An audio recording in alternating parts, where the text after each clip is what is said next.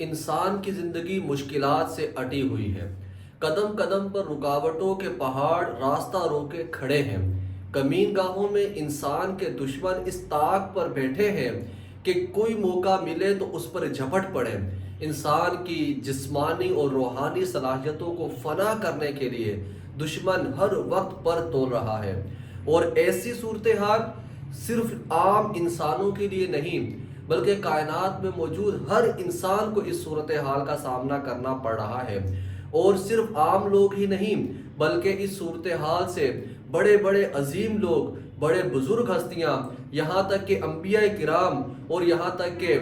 نبی آخر الزمان حضرت محمد الرسول اللہ صلی اللہ تعالیٰ علیہ وسلم، وہ بھی اس صورتحال سے گزرے ہیں۔ جیسا کہ ایک یہودی نے ایک مرتبہ آپ علیہ السلام پر جادو کر دیا، جس کے اثرات یہ ہونا شروع ہوئے کہ آپ کو ایسا محسوس ہوتا کہ کوئی ایسا کام جو ابھی آپ نے نہیں کیا لیکن آپ کو ایسا لگتا کہ آپ وہ کر چکے ہیں۔ تو جب یہ صورتحال آپ پر طاری ہونا شروع ہوئی تو اللہ رب العزت نے حضرت جبرائیل علیہ السلام کے ذریعے سے آپ تک یہ پیغام پہنچایا کہ آپ پر فلاں یہودی نے جادو کر کے وہ جادو کی چیزیں فلاں کنویں کے ایک پتھر کے نیچے رکھی ہوئی ہیں۔ آپ جس کنگھی سے کنگھی کیا کرتے تھے اس کے کچھ دندان لے کر اس کے اوپر رسی کے ساتھ 11 گرہ باندھ کر ہر گرہ میں ایک سوئی چبو کر آپ پر جادو کیا گیا تھا۔ تو میرے بھائیوں اور بہنوں، بتانے کا مقصد یہ ہے کہ انبیاء کرام علیہ السلام بھی ایسی صورتحال سے گزرے کہ جب انسان کو ہر طرف سے دشمن گھیر لیتے ہیں اور دشمنوں کا مقصد اس کی جسمانی روحانی طاقتوں کو سلب کرنا اور اس کے لیے مشکلات پیدا کرنا ہوتا ہے، تو ایسی صورتحال میں ایک عام انسان تو کیا، انبیاء کرام بھی جب گزرے تو اللہ تبارک و تعالیٰ نے ان کے لیے بھی حکم فرمایا کہ کل اعوذ برب الفلق، اے حبیب عرض کیجئے میں پناہ مانگتا ہوں صبح کے پروردگار سے، یعنی سورۃ الفلق اور سورۃ الناس، اس کی ٹوٹل 11 آیتیں بنتی ہیں۔ یہ 11 آیتیں اسی لیے نازل کی گئی کہ وہ جو 11 گرہ باندھی گئی تھی، ہر نبی کریم صلی اللہ علیہ وسلم نے جب وہ جادوئی چیزوں کو وہاں سے نکالا تو ایک گرہ کھولتے اور ایک آیت مقدسہ پڑھتے، دوسری گرہ کھولتے دوسری آیت مقدسہ پڑھتے۔ اس طرح اس جادو کا توڑ ان 2 صورتوں کے ذریعے سے کیا گیا۔ تو میری بہنوں اور بھائیوں، بتانے کا مقصد یہ ہے کہ انسان کسی صورت میں بھی اپنے دشمنوں سے مقابلہ نہیں کر سکتا۔ بعض صورتوں میں تو وہ بالکل قاصر ہو جاتا ہے کہ وہ اپنے دشمنوں کو پچھاڑ سکے۔ تو اس صورتحال میں جب ایک یکمشت خاک، ایک کمزور سا انسان ہر طرف سے اپنے دشمنوں میں گر جاتا ہے تو پھر قرآن کریم اس کو یہ درس دیتا ہے کہ آؤ اس ذات کی طرف کہ جو سب سے اعلیٰ اور سب سے بالا، سب سے اقویٰ اور سب سے غالب ہے، جو تمہارے ظاہری اور باطنی تمام دشمنوں کو جانتا ہے، اور نہ صرف تمہارے دشمنوں کو جانتا ہے بلکہ ان کے ظاہری منصوبوں کو خاک میں ملانے اور اس کے خفیہ سازشوں کو ناکام بنانے کی پوری طاقت رکھتا ہے۔ تو قرآن کہتا ہے کہ اس رب کی پناہ لو کہ جس کی پناہ لینے کے بعد وہ تمہارے تمام ظاہری اور باطنی دشمنوں کو خاک میں ملا دے گا، اور پھر تمہاری راہ کی تمام رکاوٹیں دور ہو جائیں گی۔ پھر تم پر منحصر ہے کہ تم کس بلندی پر اپنا آشیانہ قائم کرتے ہو، کیونکہ تمہاری تمام داخلی اور خارجی مزاحمتیں ختم کر دی گئی۔ تو پیارے بھائیوں اور بہنوں، یہ سورۃ الفلق اور سورۃ الناس کے نزول کا مقصد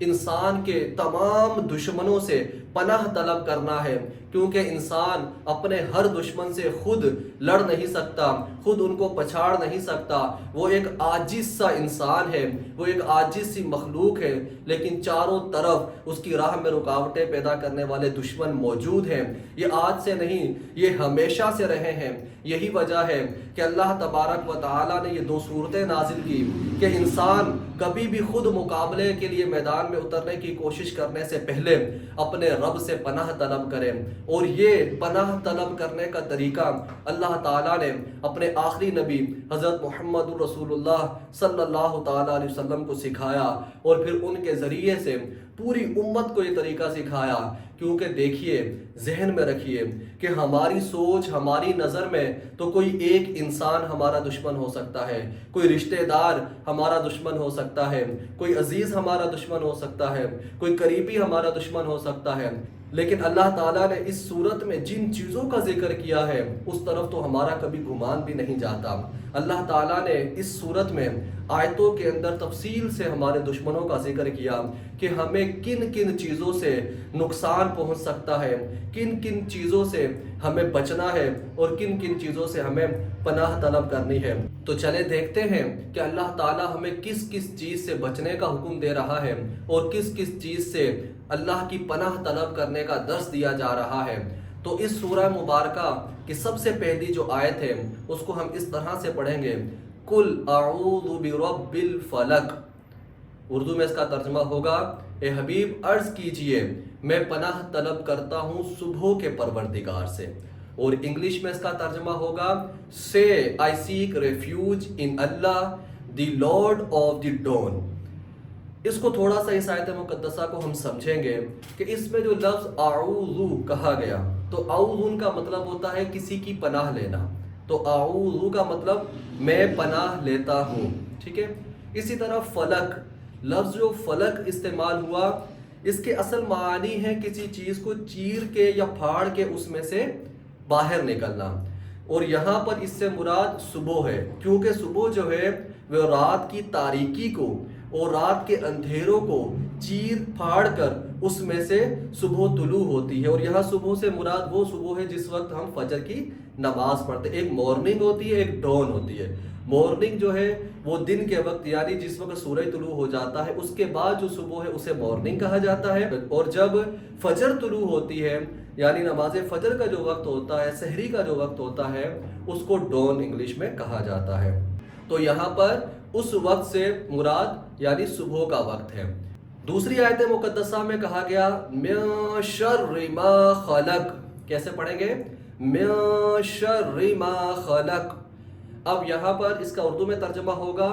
یعنی پیچھے ترجمہ ہوا تھا کہ اے حبیب عرض کیجئے میں پناہ لیتا ہوں صبح کے پروردگار کی، آگے ترجمہ ہوگا ان تمام چیزوں کے شر سے جن کو اس نے پیدا کیا۔ اب دیکھیں ما خلق، ما خلق کا مطلب ہے کہ جو کچھ بھی اللہ تعالیٰ نے پیدا فرمایا، یعنی اللہ تعالیٰ کی جتنی بھی مخلوقات ہیں، اس میں دیکھیں انسان بھی ہیں، اس میں جنات بھی ہیں، اس میں چرند پرند بھی ہیں، اس میں جانور بھی ہیں، اس میں ہوائیں بھی ہیں، اس میں بارشیں بھی ہیں، اس میں طوفان بھی ہیں، اور اس میں ہر وہ مخلوق، یعنی اس میں سورج کی گرمی بھی ہے، اس میں سردی بھی ہے۔ یہ تمام چیزوں سے انسان کو نقصان پہنچ سکتا ہے۔ ان تمام چیزوں کے شر سے بچنے کے لیے اللہ تعالیٰ نے اب انسان کس طرح آندھیوں اور طوفانوں کا مقابلہ کر سکتا ہے، انسان کس طرح جنات کا مقابلہ کر سکتا ہے، انسان کس طرح انسانوں کا مقابلہ کر سکتا ہے۔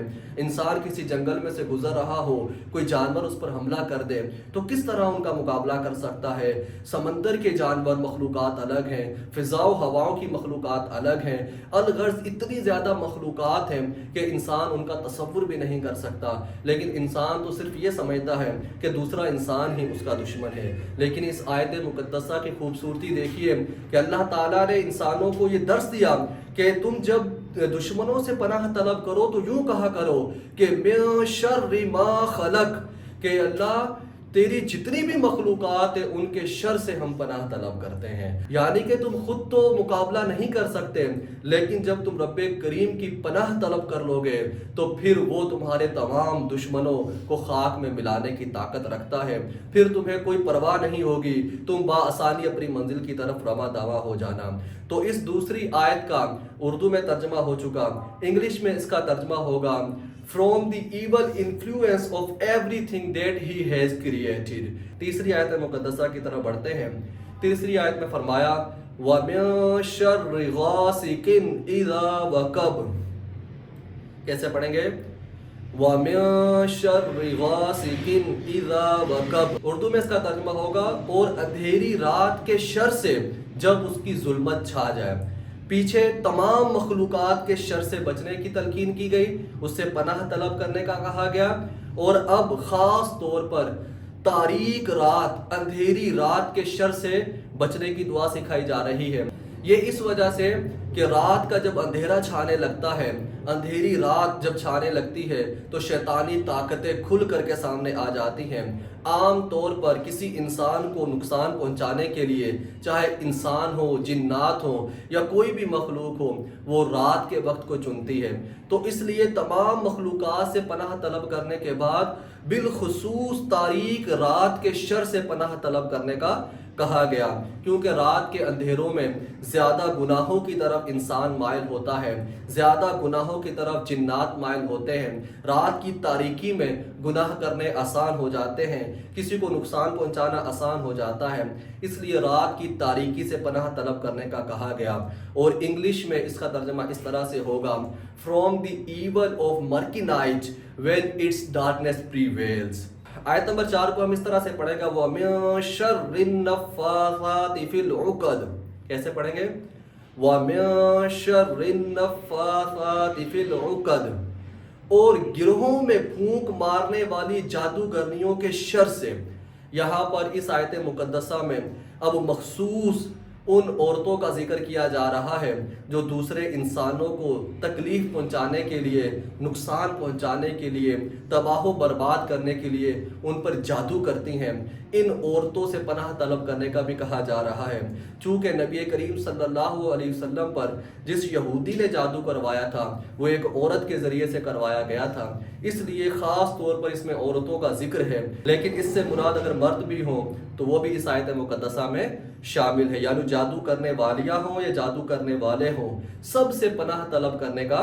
کہا گیا ہے۔ اس میں دیکھیں ہمارے لیے کتنا بہترین درس ہے کہ جب کوئی ہم پر جادو کر دیتا ہے، جب کوئی ہم پر ٹونا کر دیتا ہے تو ہم کیا کرتے ہیں کہ ہم یہاں وہاں بھاگتے ہیں اور اپنے پیسے بھی برباد کرتے ہیں اور اپنا سکون بھی تباہ کرتے ہیں۔ وہ لوگ ہمیں کبھی کہتے ہیں کہ جی فلاں رشتہ دار نے آپ پر جادو کیا، فلاں قریبی نے آپ کے اوپر جادو کیا، جس کی وجہ سے ہمارے رشتوں میں بھی ٹوٹ پھوٹ پیدا ہو جاتی ہے، جبکہ حقیقی طور پر ہم نہیں جانتے کہ ہم پر کسی نے جادو کیا یا کہ یہ ویسے ہی مسائل کا سامنا ہمیں کرنا پڑ رہا ہے۔ تو ہمارے لیے اس میں درس ہے کہ تمام کائنات میں تمام مخلوقات سے جو افضل ہے، یعنی اللہ کے آخری نبی، جب ان پر بھی جادو ہوا تو ان سے بڑا تو کوئی پیر نہیں ہے، ان سے بڑی تو کوئی روحانی شخصیت نہیں ہے، ان سے عظیم تو کائنات میں کوئی نہیں، تو انہوں نے بھی اس جادو کا علاج قرآن کریم سے کیا۔ ان کے اس جادو کے توڑ کے لیے قرآن مجید کی یہ صورتیں نازل ہوئیں، لیکن افسوس آج ان کے ماننے والے،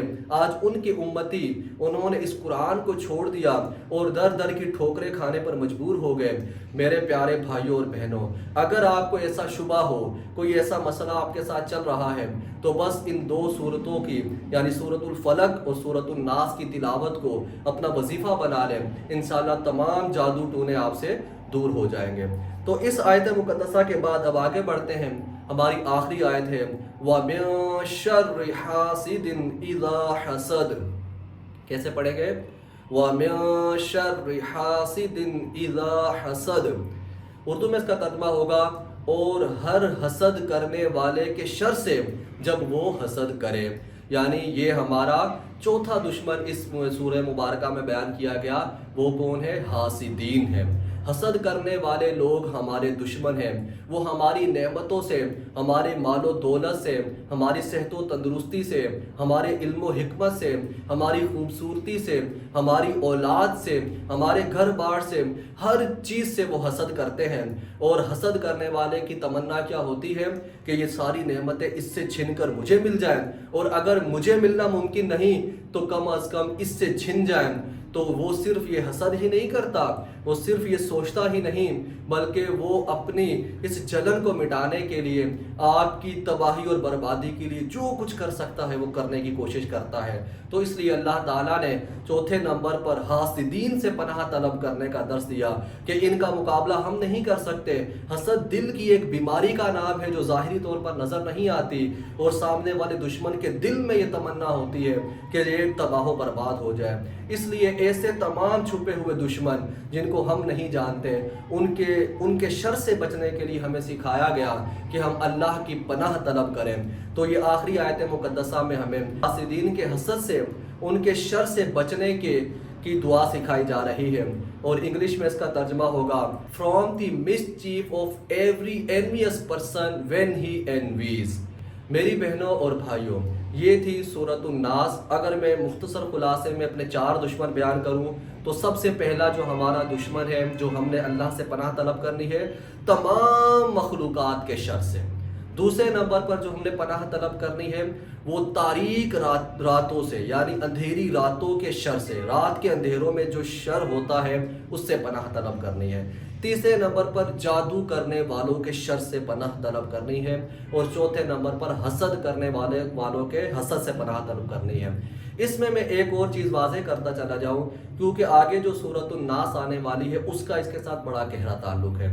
تو یہ سورۃ الفلق جو ہے، اس میں تمام ظاہری اور دنیاوی دشمنوں کا ذکر کیا گیا ہے، یعنی ہمارے جتنے دنیا کے اندر دشمن ہیں، یعنی مخلوقات کا تعلق دنیا کے ساتھ ہے، یہ ہمیں دنیاوی طور پر نقصان پہنچاتے ہیں، ہمیں جسمانی طور پر، ہمیں جو ہے علمی طور پر، ہمیں مال و دولت کے اعتبار سے، خوبصورتی کے اعتبار سے، میاں بیوی کے جھگڑوں کے درمیان، اس طرح کے نقصان یہ ہمیں دنیاوی طور پر پہنچاتے ہیں۔ یعنی تمام مخلوقات بھی یہی نقصان پہنچاتی ہے جو دنیاوی ہو، پھر اس کے بعد رات کے اندھیروں میں بھی دنیاوی نقصان پہنچائے جاتے ہیں، پھر جادو کرنے والے بھی دنیاوی نقصان پہنچاتے ہیں، اور پھر حسد کرنے والے بھی دنیاوی نقصان پہنچائے جاتے ہیں۔ تو سورۃ الفلق میں جو ہمیں پناہ طلب کرنے کا سکھایا گیا، اس سے ہمیں اپنی دنیا کو محفوظ کرنے کا درس دیا گیا ہے، اور آگے جو سورۃ الناس آئے گی اس میں ہماری آخرت کے حوالے سے ہمیں درس دیا جائے گا۔ تو امید ہے کہ آپ اس قرآن پاک کی ویڈیوز سے سیکھ رہے ہوں گے۔ اللہ تعالی ہم سب کو اس پر عمل کرنے کی توفیق عطا فرمائے۔ اللہ